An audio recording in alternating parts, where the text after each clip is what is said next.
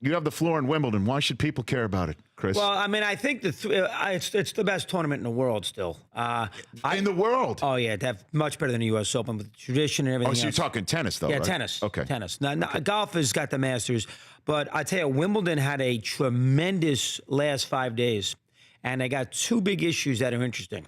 Number one, they got to play a tiebreaker in these fifth sets. You can't have Anderson and Isner play 50 games in set 5. That takes 3 hours and 33 minutes. Insane. And then have Anderson, the winner, or Isner, come back 48 hours later. That's too difficult. That's number one.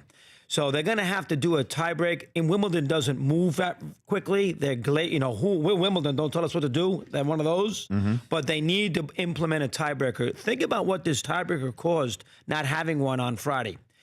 They played 6 hours, which meant that Djokovic and Nadal played after. They could not get the match in. Yeah, they stopped it. Because 11 o'clock curfew, which is a hard curfew. Right. So they had to start again on Saturday, and then the women got annoyed, and the WTA, and they're wrong, but they got annoyed because, remember, they played them at 8 a.m.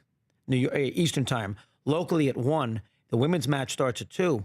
Djokovic-Nadal goes 2.5 hours. So the women did not know what time they were going to start their final. Mm-hmm. And everybody moaned and groaned, how do you do this to the women, blah, blah, blah. What did you want Wimbledon to do? Play Djokovic and Nadal at 6 o'clock at night after the women's final, and then have the winner have to play the next day? So they did the right thing, Wimbledon, but because of that long tiebreaker, it screwed up their whole schedule. Remember this, too. The fans who bought the tickets Friday for the men's semis, now they got their money's worth, but they didn't see the conclusion because that ticket did not work on Saturday.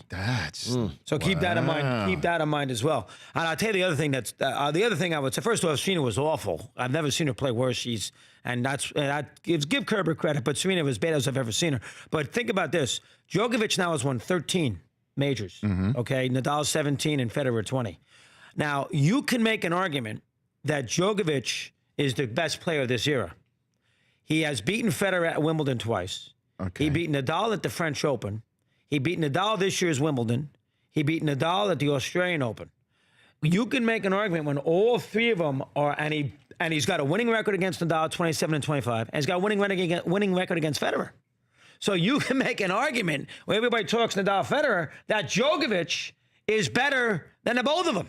That's how good he is. I mean, Djokovic is a tremendous tennis player. Now, you say you can make that argument. I wouldn't because he's 7 majors. Okay, that's what I thought. He's 7 majors behind. Okay. 7 majors. You got 20 for one, 17 for Nadal, 13 for Djokovic. That's 7 majors is 7 majors, and there is something for longevity, and Federer has that right now. Federer, I remember when I was doing the U.S. Open with you. Back in the day with CBS Sports. Yes, that's right. You were doing that. Remember that? Yes, I was. I did it a couple of years. You're right about that.